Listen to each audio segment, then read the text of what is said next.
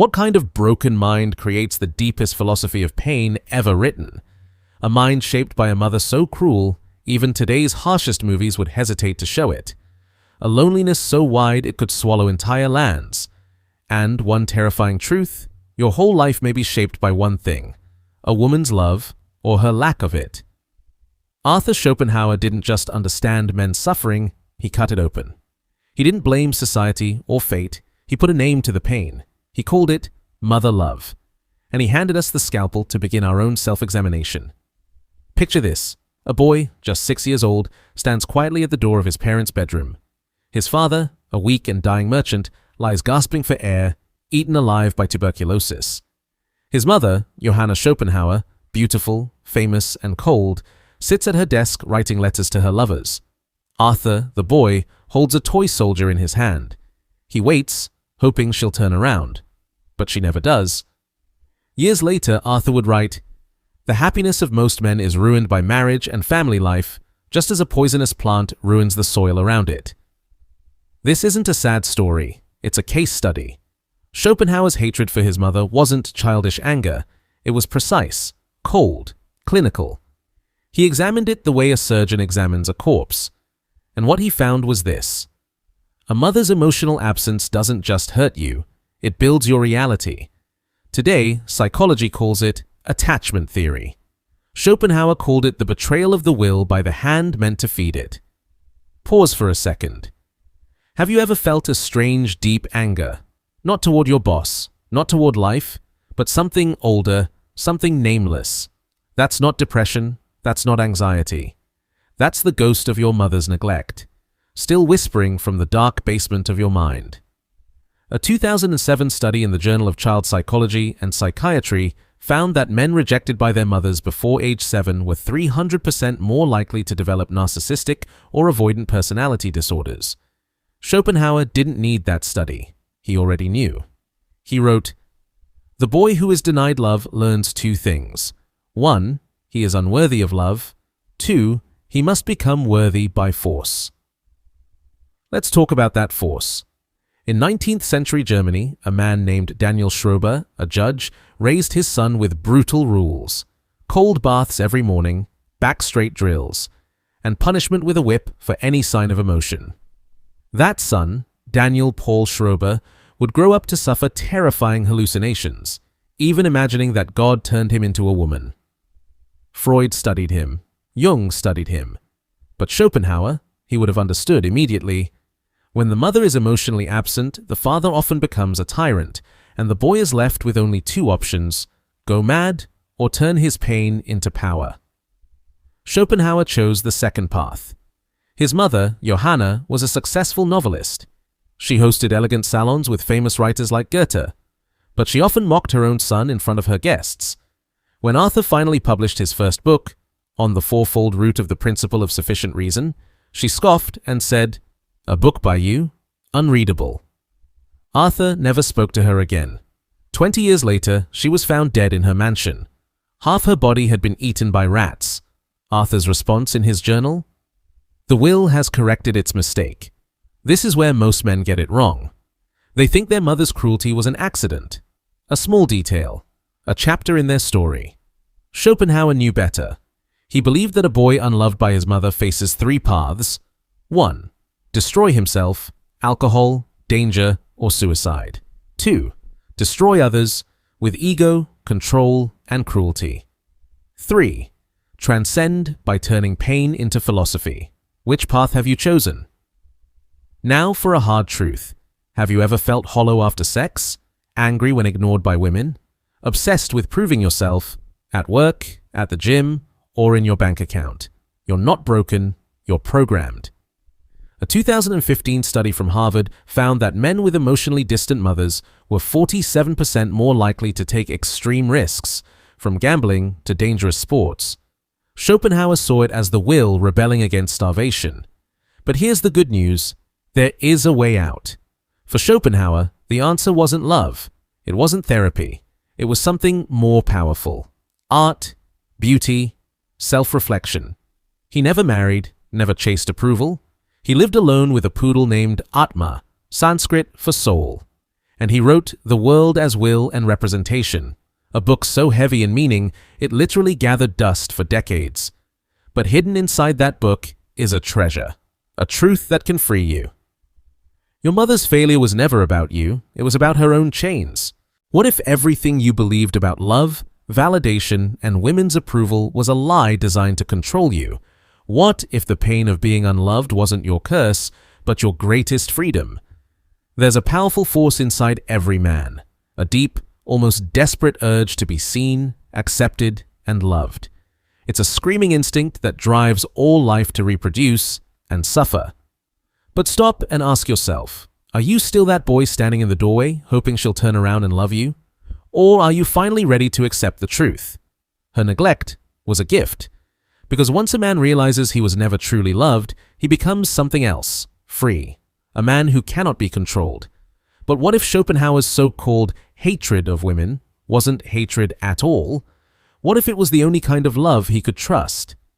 Let's now dive into a part of Schopenhauer's writing that many have never seen. Text so raw, so brutally honest. It was erased from early editions by editors afraid of its truth. Words so sharp they make beyond good and evil sound like a bedtime story. In one of Schopenhauer's private journal margins, he scribbled a single haunting line. Women do not love men. They love what men can become and hate what they do. Let that sink in. This wasn't some angry rant from a bitter man. It was the cold, precise observation of someone who'd been watching all his life. Schopenhauer had seen it up close, through his own mother, Johanna Schopenhauer, a respected writer and socialite, admired by many.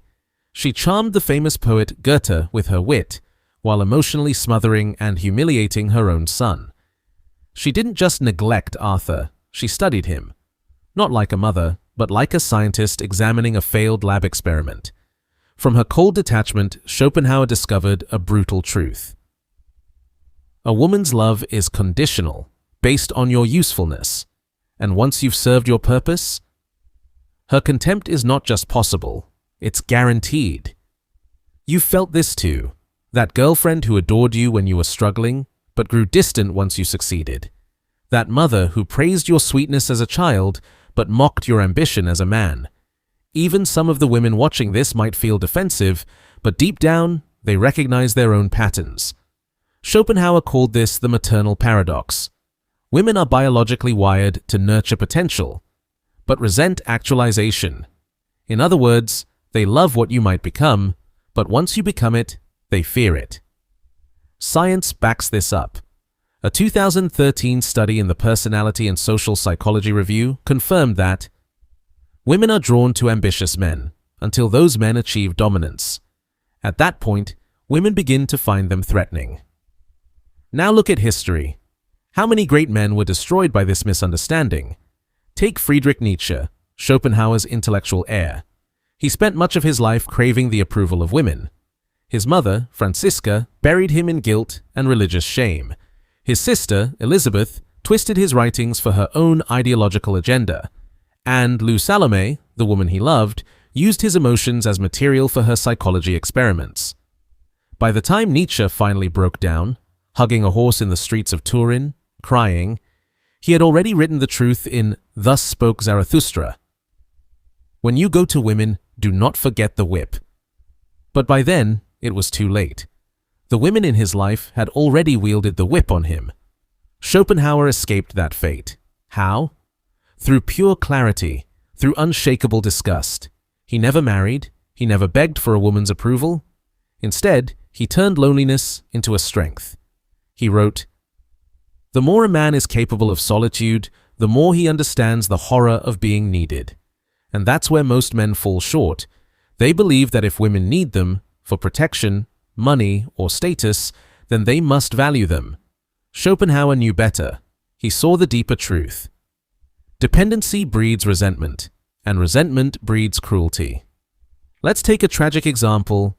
King Ludwig II of Bavaria, the Mad King who built the fairy tale castle Neuschwanstein, the one Disney later copied. Ludwig was a dreamer. He adored romantic myths and worshipped Wagner's operas. His mother, Queen Marie, filled his head with fairy tales and then crushed him when he tried to live them. By his mid-30s, he was bankrupt and lost in delusions, wandering his palace in a cape, speaking to imaginary knights. When his ministers declared him insane, guess who signed the order? His own mother. He was found dead the next day in a shallow lake. Official report: suicide. Reality? He was murdered by the very fantasy of love his mother had sold him. Schopenhauer would have nodded knowingly and written, "The boy raised on legends becomes the man destroyed by them." But there's a twist here. The reason most men stay stuck. They confuse hatred of women with fear of them. Schopenhauer did neither. He didn't worship them. He didn't fear them. He studied them, like a biologist studies a virus. And here's one of his most dangerous insights. Women are the second sex in every respect, so always treat them as such, and they will secretly thank you for it. It's not misogyny, it's strategy. Women don't want to be seen as equals in power. They want hierarchy. They need someone above them because it gives them something to look up to. Put a woman on a pedestal and she'll look down on you. Another 2013 study confirmed it. Women are drawn to ambitious men, but once those men become powerful, they're seen as a threat. Most people spend their whole lives begging for love. But what if the real power came from not needing it at all? What's the solution? Stop chasing love. Start building inner strength. But not the fake strength of gym guys or rich billionaires. We're talking about the quiet power that Schopenhauer had, the power of not caring. He lived alone, ate alone, wrote alone. One day, a woman flirted with him at a salon in Frankfurt. He calmly said, "Madam, I don't need your admiration or your body." Most men hear this and think, that's a lonely, sad life. But Schopenhauer was truly free. Free from the cycle of chasing and being rejected. Free from the deep fear of being unwanted. Because here's the darkest truth. Women don't fear men who hate them. They fear men who don't care. Think back to the last time a woman ignored your message or disappeared without a word. The panic you felt wasn't really about her. It was about the moment you realized, love won't save you. Schopenhauer's greatest wisdom? Salvation doesn't come from being chosen. It comes from choosing yourself. Choosing yourself so completely that no one else's approval matters anymore. So, ask yourself, are you still looking for validation from the same kind of woman who raised you to seek it? Or are you ready to do what Schopenhauer did? Take the pain of rejection and turn it into personal power? Now we go deeper.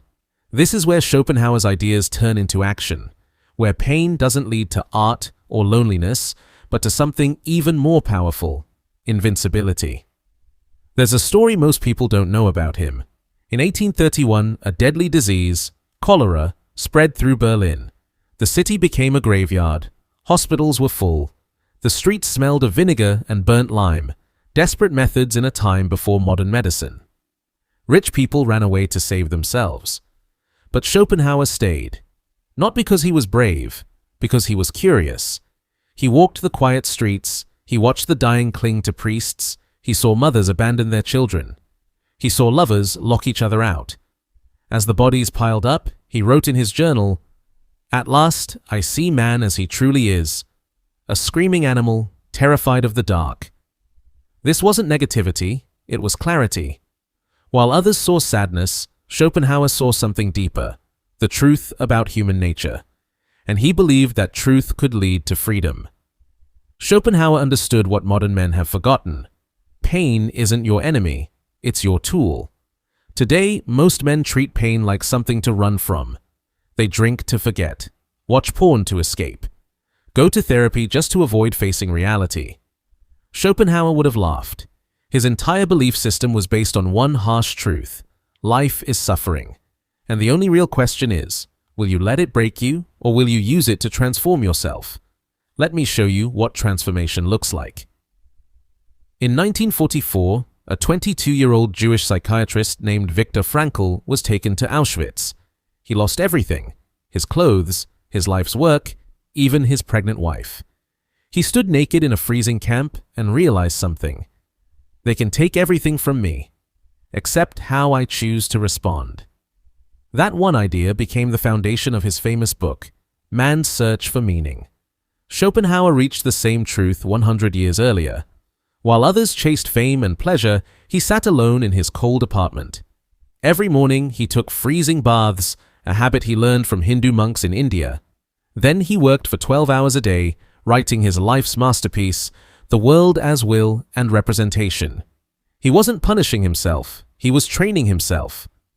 To Schopenhauer, choosing discomfort wasn't suffering, it was protection. By facing small pains every day, he made himself strong enough to face life's big ones.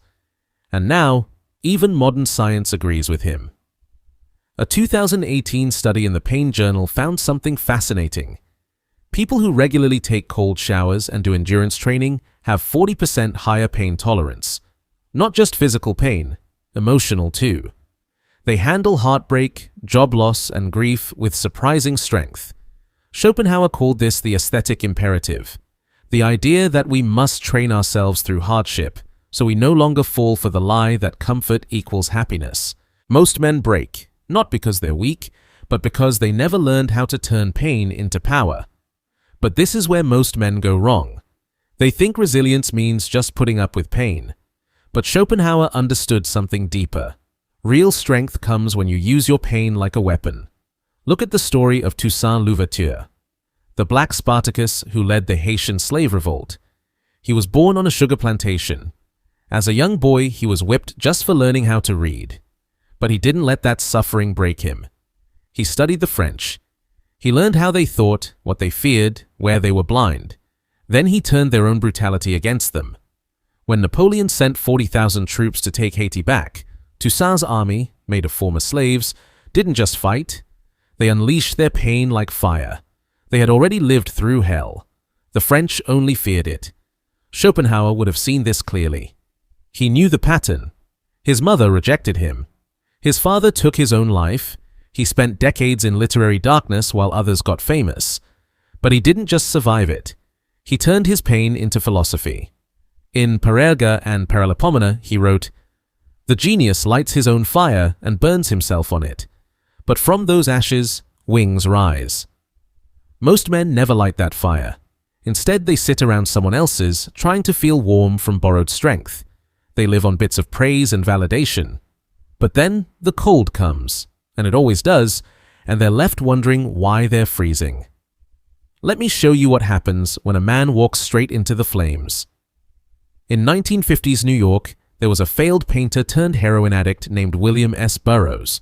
During a drunken stunt pretending to play William Tell, he shot his wife in the head. He was declared insane and let go. Then he disappeared to Tangier, where he lived in a dirty hotel, sweating through drug withdrawal. Most men would have broken, collapsed from guilt and shame. Burroughs did something more dangerous. He started writing. For 18 hours a day, high on amphetamines, full of fear and visions, he poured out Naked Lunch, a book so disturbing it was banned in Boston. When someone asked why he didn't kill himself, Burroughs just said, "Because then I wouldn't get to see what happens next." Schopenhauer would have called this the will's twisted genius. Burroughs, like Nietzsche, like Toussaint, like Schopenhauer himself, had found the great truth. Pain only destroys you when you believe it's meaningless. Modern men break not because they hurt more, but because they've been taught to feel sorry for their pain. ADHD, depression, anxiety, yes, they are real. But they've been turned into products by an industry that makes money off weakness. Schopenhauer had no such escape. In his world, you either used your pain or it used you. So, how do you begin? First, stop running. That urge to check your phone when you're alone? That need to swipe dating apps after rejection? That habit of talking about your feelings after every small failure? All of that is cowardice. Schopenhauer's advice was clear. Sit with your pain, let it burn. Then watch what rises from the ashes. Second, turn pain into a ritual. Cold baths, long lonely walks, choosing hardship on purpose.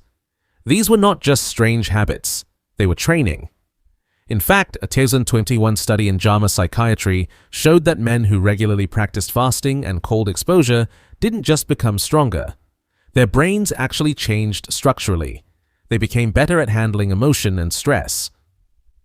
Finally, and this is the hardest, stop looking for meaning in your suffering. The modern world is obsessed with healing and telling your trauma story. But most of that is just narcissism wearing a mask. Schopenhauer didn't write the world as will and representation to process his mother's emotional abuse. He wrote it because truth must be spoken, no matter what caused it. His greatest students, Nietzsche, Wittgenstein, Jung, all believed in amor fati, the love of fate. Not because pain is good, but because it's yours. So now, ask yourself honestly, are you still hoping life will be kind to you? Or are you ready to do what Schopenhauer did? To stand in the plague-ridden streets of your soul, to face the screaming animal within, and finally, laugh at its weakness. Because now, we go beyond pain, beyond philosophy, to the one technique Schopenhauer used to rise above the will itself, and why that is the only way out of this prison made of flesh and desire. Kim, there comes a time in every man's life when he suddenly sees things clearly. It's like a curtain is pulled back. Maybe it happens at 3 a.m., lying awake after another meaningless hookup, or maybe during a boring meeting, surrounded by fake smiles and empty words. In that moment, you realize none of this really matters. Most men ignore this feeling. They go back to Netflix, scrolling, chasing pleasure. But for the German philosopher Schopenhauer, this moment became the start of something powerful. He found a way out of the trap of endless desire. And the answer wasn't in the West, it was hidden in the old spiritual books of the East. This isn't magic, this is real, practical philosophy. In 1814, when Schopenhauer was just 26, he found a Latin translation of the Upanishads, ancient Hindu texts full of deep wisdom. While other European thinkers thought Eastern philosophy was just an exotic decoration, Schopenhauer took it seriously. He called the Upanishads the most valuable and uplifting thing you can ever read. Why? Because they said something shocking, something Christianity had tried to hide for over 1,500 years. The self is not real, and suffering happens because we cling to this false self. Let's make this real. In 1980, a Harvard neuroscientist named Herbert Benson went to the Himalayas to study Tibetan monks. What he saw amazed him. These monks could lower their body temperature by 15 degrees just by meditating. They could dry freezing wet sheets with only their body heat. One monk sat completely still in a frozen cave for 72 hours. His body slowed down like he was in hibernation. When Benson asked how they did it, the monks simply said, "We stop being the one who is cold." Schopenhauer reached the same conclusion, but through thinking instead of meditation. He taught something called the denial of the will to live. But this doesn't mean suicide, it means killing the ego, the part of you that craves, fears, and suffers. Most people think of monks or drugs when they hear this, but Schopenhauer's method was more raw. He didn't tell you to fight desire. He said, "See it clearly, and it will die on its own."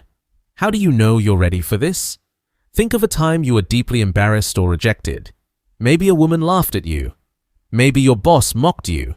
That burning feeling in your chest? That was your ego screaming as it lost control. Here's Schopenhauer's genius. That pain is not a mistake. It's how the system works. The ego wants you to suffer because suffering makes you crawl back to it.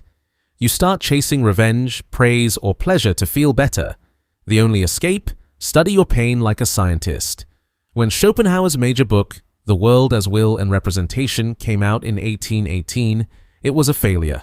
Less than 200 copies sold. But he didn't get angry. He watched his own disappointment like a researcher watching a lab rat press a useless button. The ego feeds on your suffering. It wants to survive at any cost. Modern science agrees. When you face failure or rejection, the part of your brain that creates the idea of self lights up.